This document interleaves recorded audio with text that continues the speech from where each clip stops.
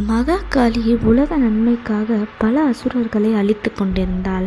அவளின் கோபம் மிகவும் உச்சமடைந்தது. இதனை பார்த்த தேவர்கள் மிகவும் பயந்து போனார்கள்.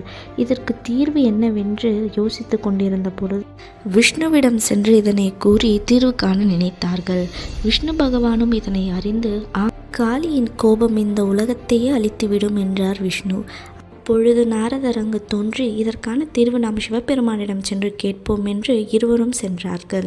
ஆம் நாரதர், நீங்கள் கூறுவது சரிதான் என்று இருவரும் சிவபெருமானை நோக்கி சென்றார்கள். அனைத்தும் மறைந்த சிவபெருமான் தியானத்தில் அமர்ந்திருந்தார். அவர்கள் வருவதை பார்த்து சிவபெருமான் என்னவென்று கேட்டார். யாம் அனைத்தும் அறிந்தோம். உங்களின் பிரச்சனையும் எனக்கு தெரியும். நன்மைக்காக எனது 3வது கண்ணிலிருந்து கால பைரவரை உருவாக்கப் போகிறேன். அவன் ஒருவனால் சக்தியின் கோபத்தை அடக்க முடியும் என்றார். கால பைரவரும் தோன்றி என்ன செய்ய வேண்டும் இறைவா என்று கேட்டார். சிவபெருமான் கூறியதும் அவர் சக்தியை நோக்கி சென்றார். காளி, உன்னுடைய கோபம் இந்த உலகத்தை அழித்துவிடும், அதனால் அடக்கம் அவசியம் என்றார். அதனை கேட்டு காளி மிகவும் கோபமடைந்தாள். நான் உலக நன்மைக்காக போராடி கொண்டிருக்கிறேன் என்றார் காளிதேவி. இருவருக்கும் மோதல் உண்டானது. இருவரும் போரிட்டார்கள். அப்பொழுது கால பைரவர் காளி தேவியை வென்றுவிட்டார். நடந்து கொண்டிருந்த பொழுது சிவபெருமான் அங்கு வந்தார். வந்து காளி தேவியை பார்த்து, தேவி, உன்னுடைய கோபம் நியாயமானது. ஆனால் மிகுந்த கோபம் இந்த உலகத்தையே அழித்துவிடும். அதனால் கொஞ்சம் பொறுமையாக இருக்க வேண்டும் என்று அவர் கூறியதும் காளி தேவியும் சமாதானமானாள்.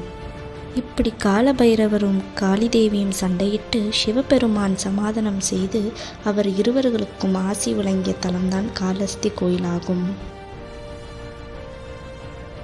ஓம் நமச்சிவாயா.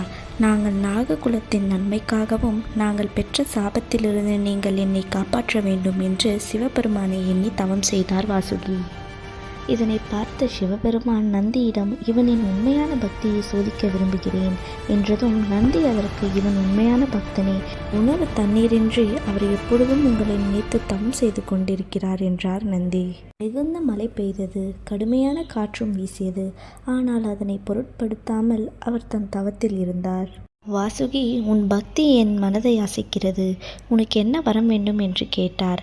அதற்கு வாசுகி, எங்கள் நாககுலத்தினர் சாபத்திலிருந்து விடுபட வேண்டும். அப்படியே ஆகட்டும் வாசுகி. இந்த ஸ்தலத்தில் எவர் ஒருவர் வந்து ராகு கேது பூஜை செய்கிறார்களோ அவர்கள் அனைத்து தோஷங்களிலிருந்தும் விடுபடுவார் என்றார் சிவபெருமான். திண்ணன் எனும் வேடன் வேட்டையாடுவதற்காக காட்டுக்குள் சென்றிருந்த பொழுது அங்கு அவர் ஒரு சிவலிங்கத்தை கண்டெடுத்தார். அந்த சிவலிங்கத்தை பார்த்ததும் அவர் மிகவும் மகிழ்ச்சியடைந்து அதனை சுத்தம் செய்ய வேண்டும் என்று தண்ணீரை எடுத்து வந்து சுத்தம் செய்தார். சிவலிங்கத்தை மட்டும் அல்லாமல் அங்கு இருக்கும் இடத்தையும் சுத்தம் செய்தார். சிவபெருமானுக்கு என்ன படைப்பதென்று தெரியாமல் தான் வேட்டையாடும் மாமிசத்தை கொண்டு வந்து படைத்தார். தினமும் அங்கே வரும் பூசாரி இப்படி ஒரு இழிவான வழிபாடை யார் செய்தார் என்று கோபித்து கொண்டார். திண்ணன் இவ்வாறு தினமும் வந்து மாமிசத்தை படைத்து தன் பக்தியை வெளிப்படுத்தினார். இதனால் வருத்தமடைந்த பூசாரியின் கனவில் சிவபெருமான் தோன்றி, நீங்கள் கவலைப்படாதீர்கள், நாளை உங்களுக்கு நான் அவன் எப்படிப்பட்ட பக்தன் என்று காட்டுகிறேன் என்றார் சிவபெருமான். அடுத்த நாள் பூசாரி அதனை ஒளிந்திருந்து பார்த்து கொண்டிருந்தாள். வழக்கம் போல் திண்ணன் அங்கு வந்திருந்த பொழுது சிவபெருமான் கண்களில் இருந்து ரத்தம் வந்ததை பார்த்தார். ஐயனே, நீங்கள் வலியை பொறுத்து கொள்ள மாட்டீர்கள், அதனால் என்னுடைய ஒரு கண்ணை நான் உங்களுக்கு தருகிறேன் என்று அவனுடைய கண்ணை எடுத்து சிவலிங்கத்தில் வைத்தான். இப்பொழுது இரு கண்களிலிருந்தும் ரத்தம் வந்ததை பார்த்து அவனுடைய இன்னொரு கண்ணையும் எடுத்து சிவபெருமானின் லிங்கத்தில் வைக்க முன் வந்தார்.